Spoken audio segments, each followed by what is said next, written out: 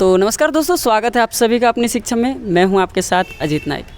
दोस्तों, आज के खास बातचीत में हमारे साथ बहुत ही खास मेहमान जुड़े हुए हैं। एक युवा चेहरा है और मुख्य रूप से वेस्ट बंगाल तराई डुवर्स वेलफेयर बोर्ड के वाइस चेयरमैन हैं गोरखा कम्युनिटी के।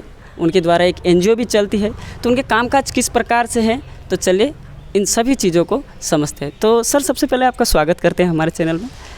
मुख्य रूप से आज जो आप एक पोजीशन में हैं और राजनीतिक रूप से भी सक्रिय हैं, तो आप इसको लेकर किस रूप में देखते हैं और किस रूप से यहाँ पे काम कर रहे हैं और आने वाले समय में भी काम करने का चेष्टा करेंगे?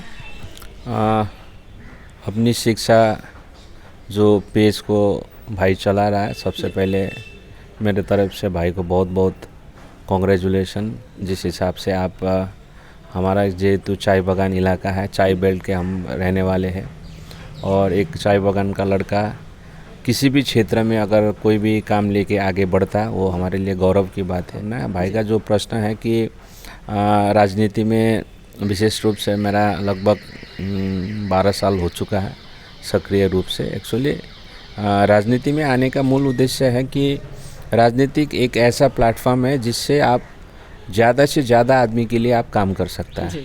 अगर कोई आप दूसरे प्लेटफॉर्म में अगर आप जाएं तो आपका जो काम करने का जो क्षेत्र होता है वो लिमिटेड होता है।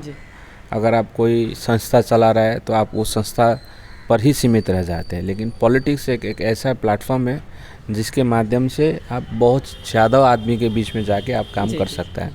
इसीलिए मैंने राजनीति को चुना और काफ़ी यंग एज से शुरुआत किया, छात्र से, फिर युवों से। तो आज मैं वर्तमान शासक दल का एक सक्रिय कार्यकर्ता हूँ। है कि आप वो वेस्ट बंगाल तराई डुवर्स रीजन के जो वेलफेयर बोर्ड के वाइस चेयरमैन है गोरखा कम्युनिटी के, तो ये किस रूप से काम करता है और आप इसमें कब से जुड़े हुए हैं? अभी 3 साल हुआ है। ये पश्चिम बंगाल सरकार द्वारा बनाया गया गोरखा डेवलपमेंट बोर्ड है। इस माध्यम से बहुत सारा काम हम लोग किए भी है। बहुत जगहों पर कम्युनिटी हॉल का निर्माण करना, जैसे कि आपका जयगांव में हो, चमरसी में हो, नगरकट्टा में हो, इस तरीक़ा से बहुत सारे स्कूलों में हम लोग ने स्मार्ट क्लास के लिए आपका कंप्यूटर का व्यवस्था भी किया। सारी चीज़ें आपके बोर्ड के द्वारा हम लोग कर रहे हैं। आपकी एक एनजीओ भी है, तो हम लोग इस एनजीओ के बारे में भी समझना चाहेंगे कि किस प्रकार से ये काम करती है और आप इसको किस रूप में देखते हैं। आपको क्यों अच्छा लगता है एनजीओ के अंतर्गत अपनी कामों को बेहतर तरीके से लोगों तक पहुंचाना? देखिए, ऐसा है कि मेरा एक फाउंडेशन है, फ्रांसिस फाउंडेशन बोल के, जिसको हम लोग आज से 3 साल पहले हम लोग ने शुरू किया है।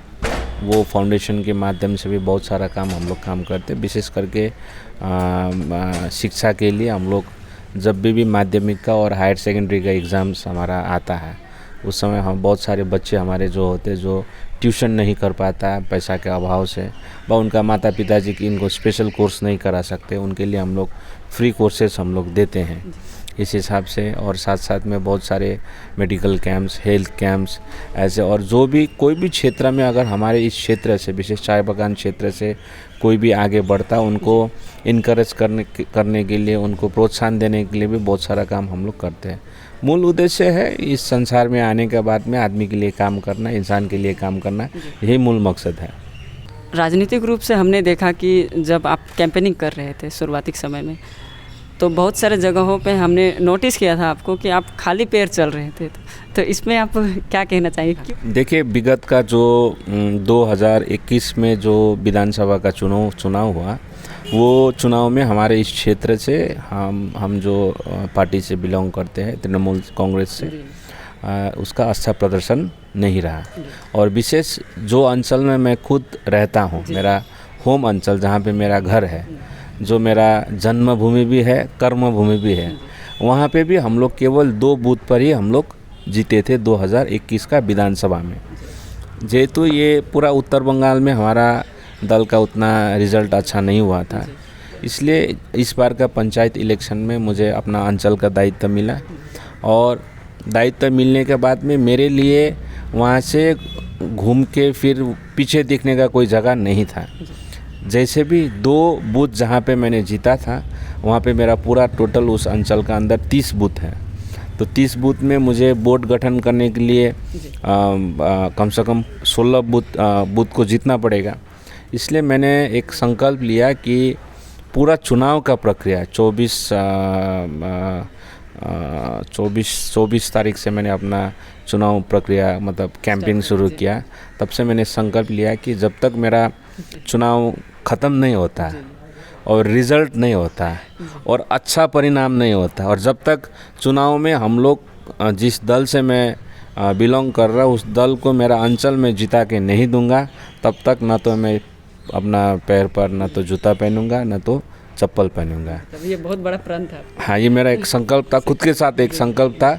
और पार्टी कैडर को भी एक इनकरेज करने के लिए, प्रोत्साहन करने के लिए कि कोई भी हालत में हमें जीतना है। जिस हिसाब से हमारे पश्चिम बंगाल के मुख्यमंत्री ने काम किया है, वो काम को मद्देनज़र रखते हुए पूरा चुनाव का प्रक्रिया 11 तारीख मेरा काउंटिंग था। तब तक मैंने ना तो जूता पहना ना तो चप्पल पहना। और 11 तारीख जिस दिन काउंटिंग हुआ उस दिन हम लोग 30 बूथ में से, हमारा अंचल में 30 बूथ में से 22 पंचायत हम लोग वहाँ पे जीते और मेरा संकल्प भी पूरा हुआ। एक बात आपसे जानना चाहेंगे कि आपका क्या मैसेज रहेगा युवाओं के प्रति, उन्हें आगे बढ़ने संबंधी किन चीज़ों का ध्यान रखना आवश्यक है, क्योंकि बाधाएं बहुत सारी आती हैं। युवाओं के लिए विशेष करके हम जिस क्षेत्र में रहते हैं, हमारा चाय बागान क्षेत्र है, मैं यही मैसेज देना चाहता हूँ कि आप लोग जो भी काम करें मन लगा के करें। ऐसा नहीं कि राजनीति में सक्रिय होना, अगर आप पढ़ रहे हैं तो आप ये ध्यान लगा के पढ़ें। अगर आप खेलकूद में इंटरेस्टेड है तो आप ध्यान लगा के कीजिए। मतलब कोई भी काम करें 100% कीजिए। अंग्रेजी की में एक कहावत है कि jack of all master of none. ऐसा ना हो, आप सब काम करने का कोई ज़रूरत नहीं। आप कोई भी एक पेशा चुनिए, कोई भी एक आप काम कीजिए, लेकिन वो काम आप ईमानदारी के साथ, एकदम लगन के साथ में, पूरा मेहनत के साथ में आप काम कीजिए तो आपको वहाँ पे सक्सेस मिलेगा। आप पढ़ाई में इंटरेस्टेड, पढ़ना चाहते, ध्यान लगा के पढ़िए। आप खेलकूद में इंटरेस्टेड आप कीजिए। आप मीडिया में इंटरेस्टेड आप कीजिए। देखिए, संघर्ष तो हर इंसान का, कोई भी सक्सेसफुल आदमी बिना संघर्ष का कोई सक्सेसफुल आज का डेट में नहीं हुआ। जो भी सक्सेस का कहानी हम लोग सुनते हैं उसका पीछे कोई ना कोई एक तो फेलियर या कोई ना कोई उनका परेशानी रहेगा। मैं सारे युवाओं को यही मैसेज देना चाहता हूँ, आप लोग कोई भी क्षेत्र में अगर काम कर रहे हैं तो ईमानदारी के साथ में 100% दे के आप लोग काम कीजिए। तो बहुत बहुत शुक्रिया सर, आपने हमें जो समय दिया यह काफ़ी महत्वपूर्ण रहा। तो जैसा कि दोस्तों हमारे साथ में संदीप छेत्री जी थे और काफ़ी महत्वपूर्ण बातें हमारे साथ में साझा की और एक युवाओं की सोच को किस प्रकार से आगे बढ़ाना है, इन सब बातों को भी बताया और आने वाले समय में किस प्रकार से काम होंगे, इन सब चीज़ों की भी जानकारी दी।